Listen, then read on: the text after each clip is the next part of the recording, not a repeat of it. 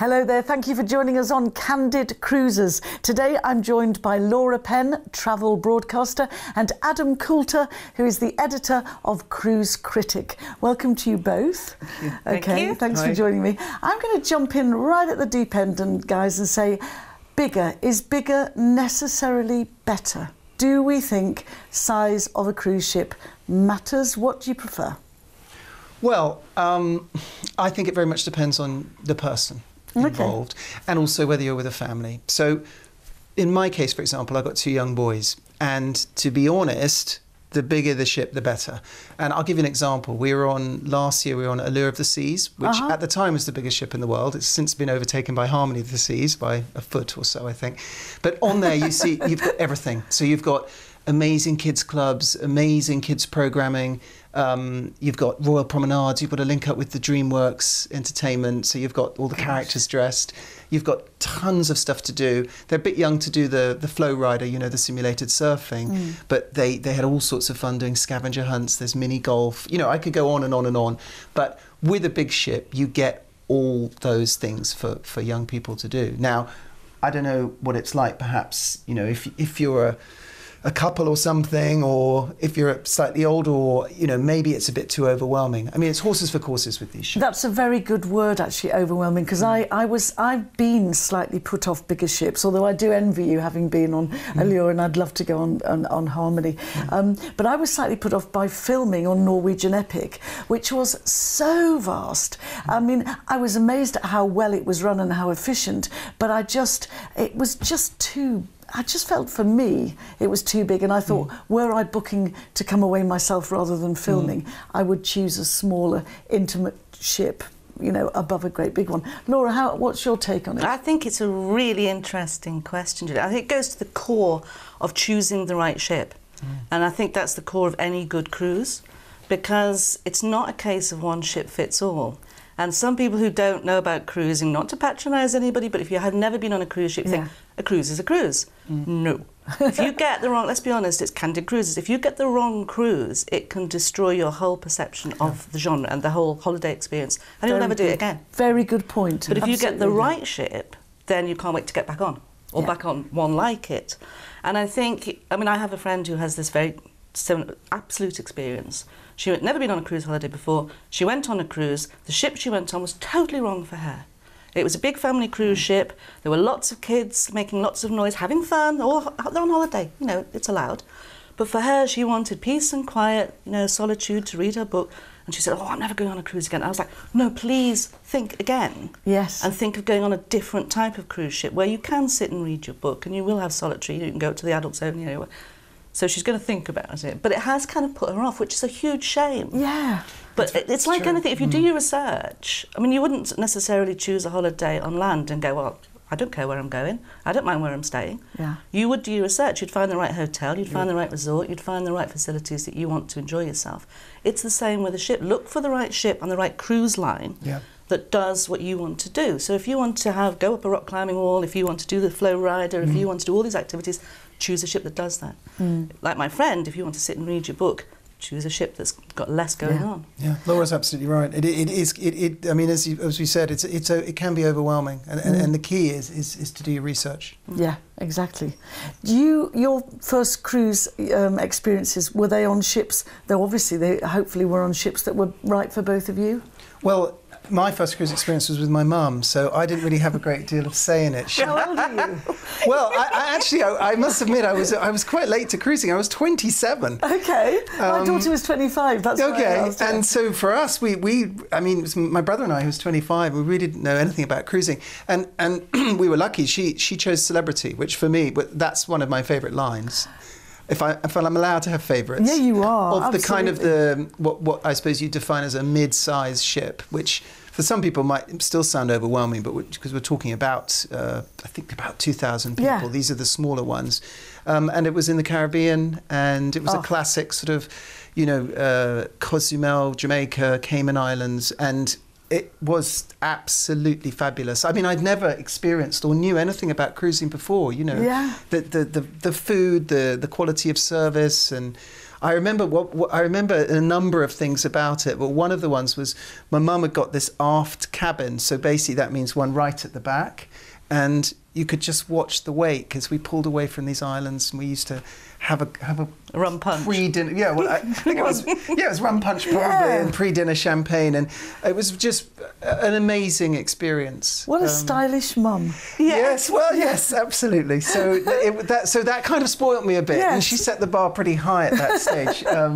But it was a wonderful cruise, really lovely. Yeah. So. I think we both agree that you never forget your first ship. No, you don't. It's like a love affair. It's like, wow, it is too. You have a soft spot for it. I was P&O. I was P&O Ventura.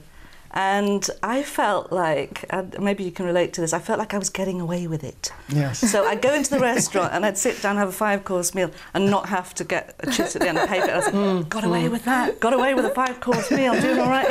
Went to see a fantastic show on stage and thought, I don't have to buy a ticket, I've got away with this. Yeah. So I felt like I was going around getting away with things, which were all included in the price. Yeah. To the point where it was almost silly. You know, the first ship that I went on was Ventura, and I went into the atrium, and you do go, oh my word, okay. And then you see this corridor, you go down the corridor, you find your fantastic accommodation, and then you go and you walk, and then you open the door, and there's a big theatre there. It's like, how did they fit this on as well? As 4 swimming pools, as well as all the entertainment, as the cabaret lounge. And this thing floats. Yeah. This thing takes you places. Yeah. Because I think a lot of people who are involved in the cruise industry, and I don't wish this to sound in any way critical, but I think a lot of people in the cruise industry focus on the ship. It's like, what's the ship like? What's it got? Because that's their business. They build these fantastic floating theme parks. But we almost forget that they take you to wonderful places. They take you to almost anywhere in the world. Yeah.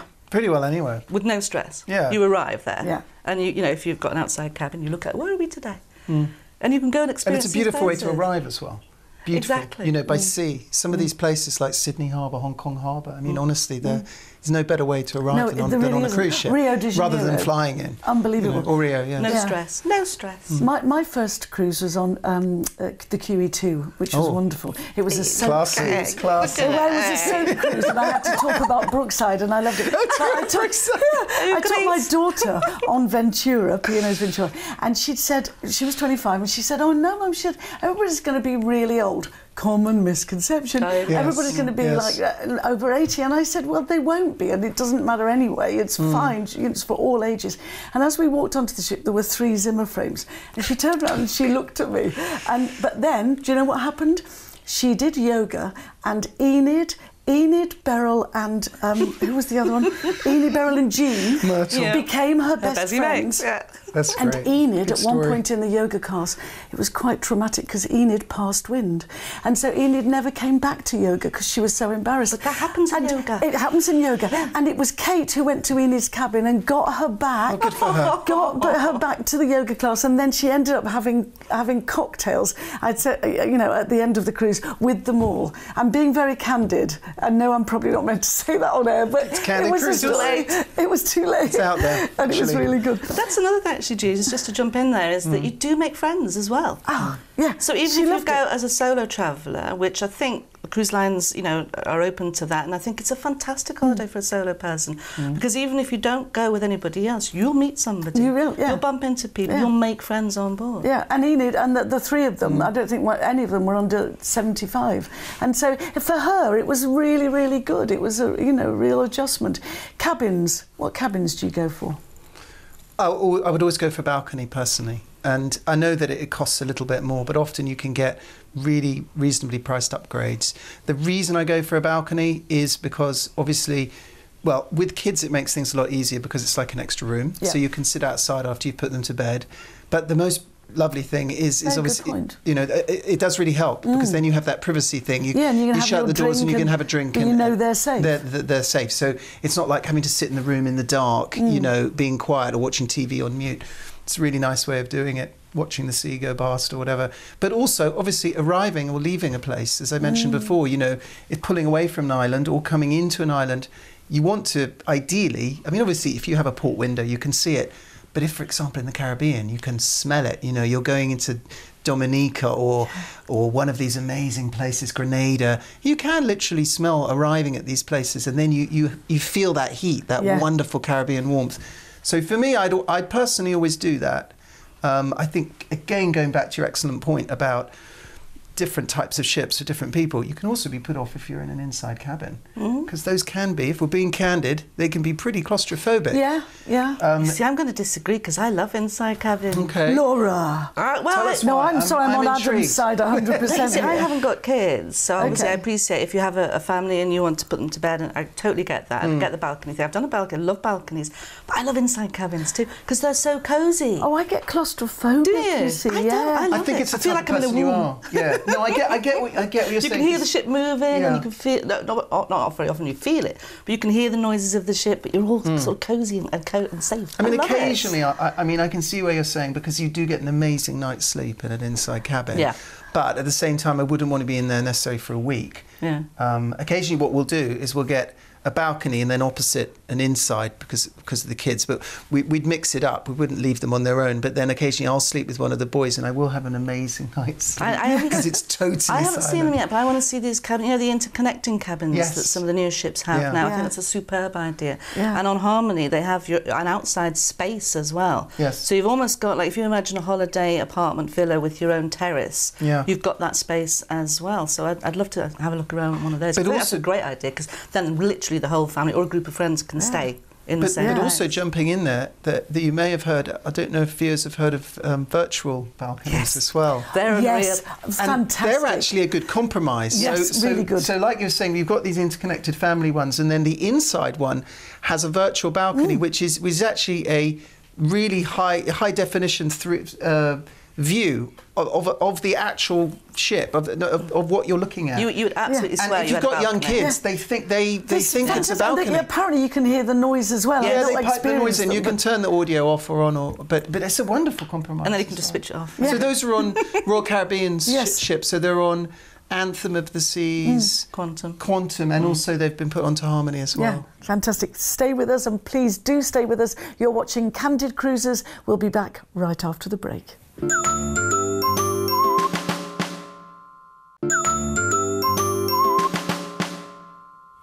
Hello there, you're watching Candid Cruises. Thanks for joining us.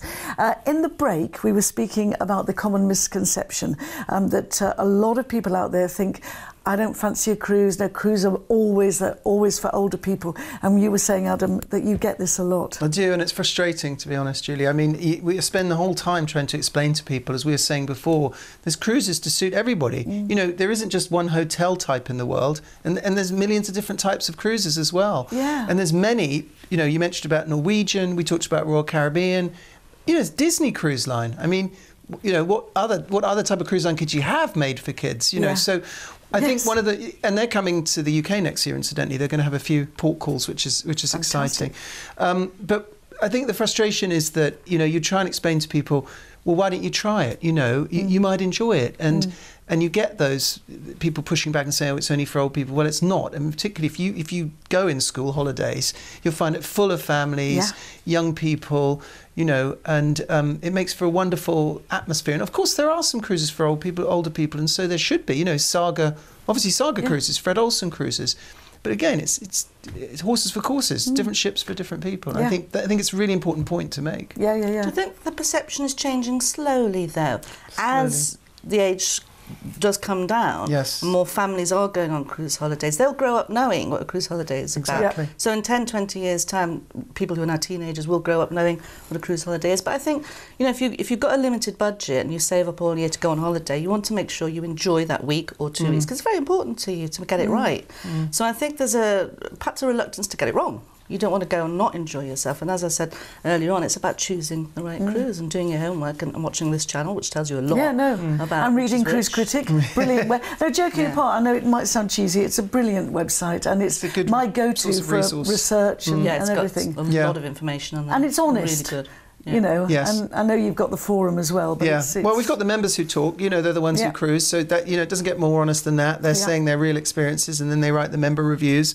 And then obviously we've got the editor's side of it, where we're going on board and hopefully giving impartial reviews and writing features and tips and all that sort of stuff to explain to people. But I mean, the other thing we were mentioning is that another very good resource is go to your travel agent, because if they've been on a cruise They will explain to you and make the right cruise choice for you, or at least guide you in the right direction. So, we had the Cruise International, because I'm a contributing editor for Cruise International magazine. We had the awards the other day I was hosting, and we had Beryl from up north, who'd been a travel agent, I think, for 37 years and was passionate about cruises. She won an award. She couldn't come and collect it because she was on a cruise. Good for Beryl. Good for Beryl. Exactly where she should be. Yeah, exactly. Now, a little bird, namely our producer, has told me we wants to speak about nightmare experiences, and I think, Laura, you had a bit of a nightmare once where you left something rather valuable on a ship. Do tell us, share it with Adam and myself. But it's a really unusual situation, and it wouldn't normally happen. Let's make that clear to anybody who's thinking about going on a cruise. But I was working on a cruise ship, I was filming on a cruise ship, and we had to get off because we had to fly back to the UK. So we did a long day's shoot, and in my own defence that day, she says quickly, in my own defence that day I went ziplining as part of an excursion. It was in St Kitts, and I'm afraid of heights, right? So I was like, to the last minute, I was like, am I going to do this? I'm like, oh, okay, I'll do it. There was a woman in front of me who said, honey, I'm 73 and I didn't die. So I thought, right, if she can do it, I can do it.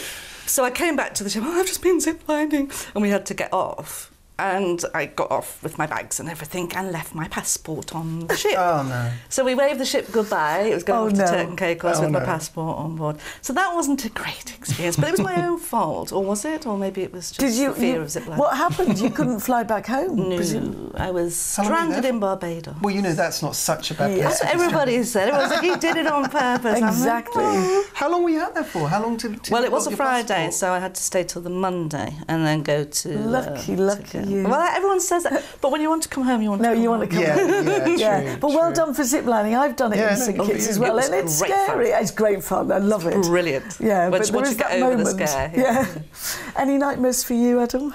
I did have a bad weather experience. Did you? Yeah, we were. It was, but to be fair, again, you know, I was going at the end of hurricane season in the Caribbean, and we had to make this passage from Miami or Fort Lauderdale down to Puerto Rico, and it was 2 days solid cruising through these seas, and it was a British captain who described it as fairly lumpy, and it was actually the end of a force 10 hurricane. We were sort of trying to outrun it, and the ship was going like this. Mind you, it was a fairly small ship, and it wouldn't happen with the bigger ones, but it wasn't so much scary, but quite you know, there were a number of people, shall we say, confined to their cabin who we didn't see for 2 days. So I was okay, surprisingly, a little bit green, but that was a fairly scary experience. Do you know what a good sort of cure is? Because I always try and book in the middle of the ship and fairly sort of medium. If you're at either end, like you were in the aft on your first cruise, that would have been not good